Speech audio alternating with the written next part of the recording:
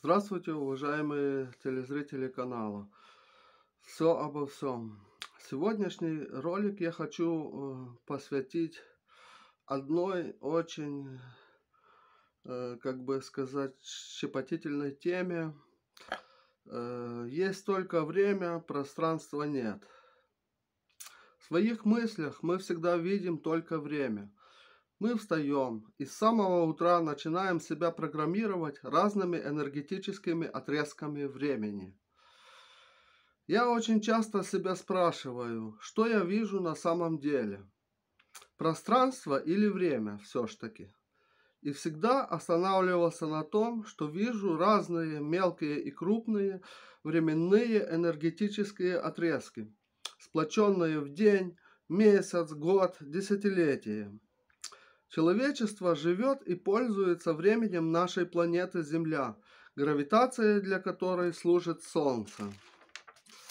Наши физики по какой-то причине, я не знаю какой, думаю, это мое личное мнение, они очень редко вспоминают Бога. Выставили для человечества время планеты Земля. Как на мое мнение, это не очень будет правильно, потому что для времени людей гравитация служит рай, для Земли гравитация служит Солнце. И оно должно называться уже время людей, имеется в виду уже временем 2. То есть уже классифицировано как другой энергетический разновид времени.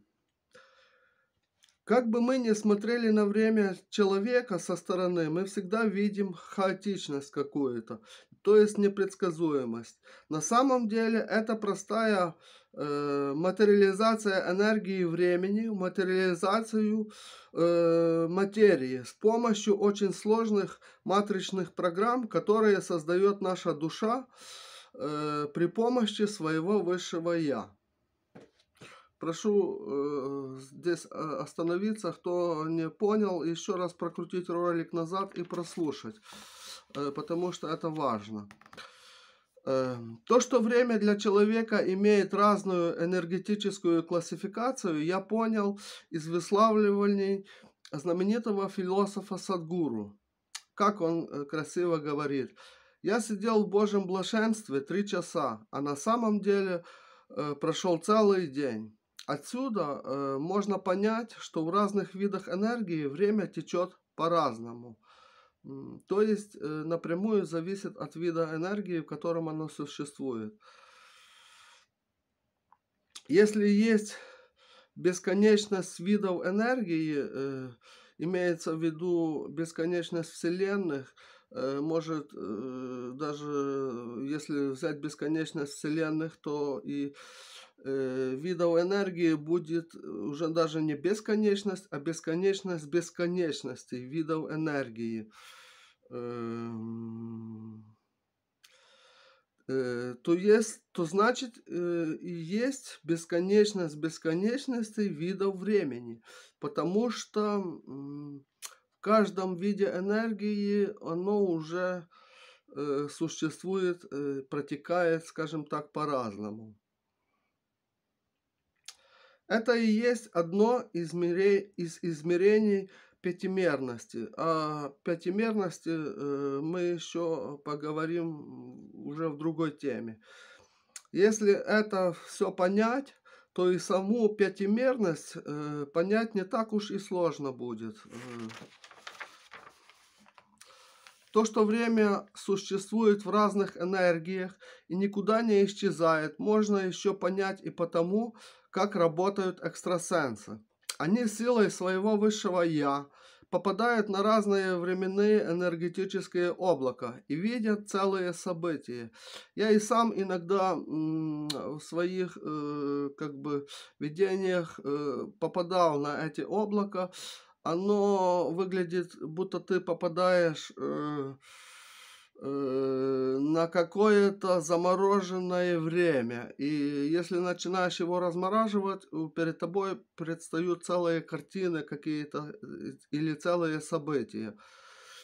Это тоже не так и сложно. Просто всегда надо часто вспоминать облака, ходить, и вспоминать Бога и попадать. И так ты уже как бы сам через какое-то определенное время сам начинаешь понимать эти энергетические облака, эту информацию, которую они несут, и видеть эти события. То есть само время как таковое никуда не исчезает, скажем так. И само прошлое еще существует, но как бы уже в другом виде энергии. Если посмотреть на время глазами Бога, то в Божьем блаженстве оно течет намного медленнее, чем в нашем материальном мире. Я думаю, ну, как бы это мои догадки. Каждый имеет право тоже еще передумывать.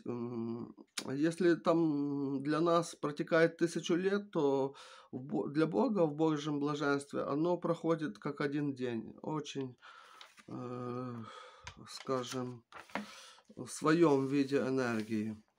На самом деле пространства как такового я не вижу. Сколько раз я себя спрашивал, я вижу только разную уплотненность времени, которая существует в разных видах энергии. Также классифицировать время можно еще такой формулой. Это я тоже сам для себя вывел. Вид энергии плюс плотность времени, в котором оно существует, и умножить на гравитацию. Получится классификация разных видов времени. Вид энергии плюс плотность времени, умноженная на гравитацию. Большие космические расстояния наши физики почему-то уже измеряют в световых годах. То есть делают то, что им подсказывает воображение. Другими словами, это интуиция. А интуиция – это бесконечность очень сложных матричных программ нашей души. Как вам, друзья? Если понравился ролик, я бы еще раз его просмотрел, потому что сколько я в YouTube искал, всегда почему-то ученые выставляют, есть пространство, а нету времени. Время как будто для них один день. Мне это все идет от Бога. Я часто вспоминаю Бога. Из Божьей энергии я понимаю просто и пятимерность, и шестимерность, и как оно все существует на самом деле. Будут еще очень серьезные темы. Если понравилось, я бы вообще-то советовал еще раз просмотреть, прослушать этот ролик, потому что тема очень важная. Особенно для научных открытий. Ну, на этом все, пожалуй. До свидания. Мы еще увидимся тоже в более серьезных темах, которые у меня насобирали за целый день, за целые десятилетия, скажем так.